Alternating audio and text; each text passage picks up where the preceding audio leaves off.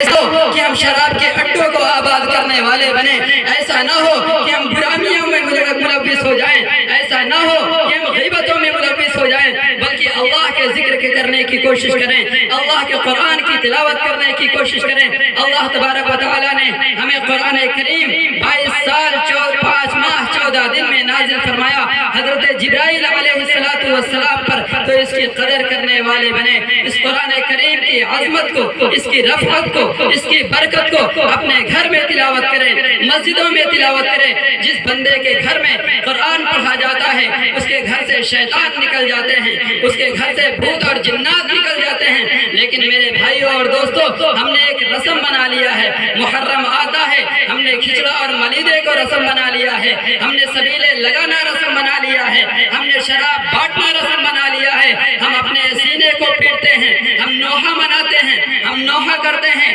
یا علی یا حسین کے نعرے لگاتے ہیں۔ اس میں کتنی ہماری نمازیں چھوٹ جاتی ہیں۔ جو حسین مرتے اپنے سر کو کٹا دیا لیکن نماز کو نہیں چھوڑا، آج حسین کے ماننے والے، آج حسن کو ماننے والے، آج علی کو ماننے والے، نبی کے گلے پر چھری چلانے والے، اللہ کے نبی کو بدنام کرنے والے، نبی کی شریعت کو بدنام کرنے والے، نبی پاک علیہ السلام کی سنت کو اپنے پیروں کے تلے کچلنے والے ہم اور آپ ہیں۔ یہ مسلمان ہیں جن کو قرآن دیا گیا ہے لیکن انہوں نے ناقدری کی ہے، اللہ کے نبی نے ان کو عطا کیا گیا لیکن انہوں نے نبی کی سنت کو پامال کر دیا گیا۔ ان کے گھروں میں قرآن ہے، ان کے گھروں میں حدیث ہے، لیکن نہ ہم نے حدیث کو پڑھا نہ ہم نے قرآن کو پڑھا۔ ہم تو بس اپنے بچوں کو کلمہ سے دور کر کے، نماز سے دور کر کے انگلش اور ہندی میڈیم میں اپنے بچوں کو بھیج دیا ہے۔ بتائیے ہمارا ایمان کیسے بنے گا؟ آج ہم سب چلاتے ہیں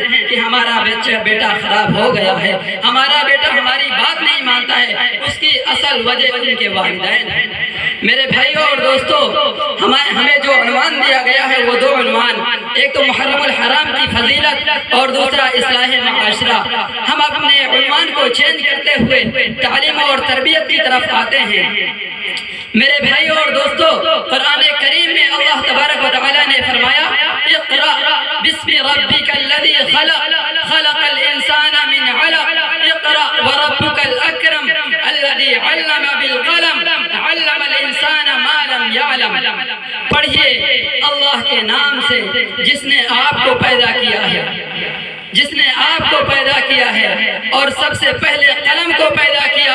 اس کے ذریعے سے کہا لکھ، تو قلم نے لکھنا شروع کر دیا۔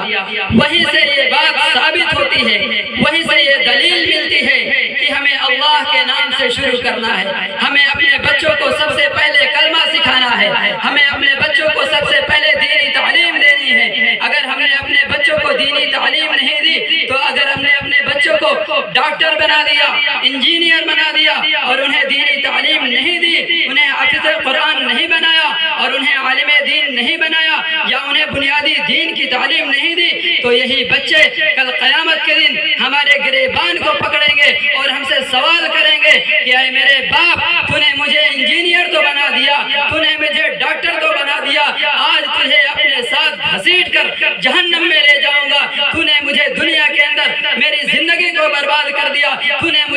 نہ خود دین کو سیکھا نہ مجھے سیکھنے دیا۔ میرے بھائیوں اور دوستوں، اللہ نے زندگی دی ہے، اس زندگی کی قدر کرنے والے بنے۔ اللہ نے اگر ہمیں مال دیا ہے تو اس مال کو اللہ کے راہ میں خرچ کرنے والے بنے، اس مال کو اچھی جگہ پر خرچ کرنے والے بنے۔ جائز طریقے سے مال کمانا، جائز طریقے سے کمانا، جائز جگہ پر خرچ کرنا، یہ ہماری اور آپ کی ذمہ داری ہے۔ میرے بھائیوں اور دوستوں، جس گھر میں بچوں کی تربیت اچھی ہوتی ہے، جس گھر میں جب ایک ماں اپنے بچوں کی اچھی تربیت کرتی ہے تو اس ماں کے تربیت کرنے کی وجہ سے پورا نسل اور پوری نسل ایک اچھی خاصی قرآن کریم پر عمل کرنے والی، احادیث نبویہ پر عمل کرنے والی عبادت گزار بنتی ہے۔ لیکن ایک ماں جب اپنے بچے کو قرآن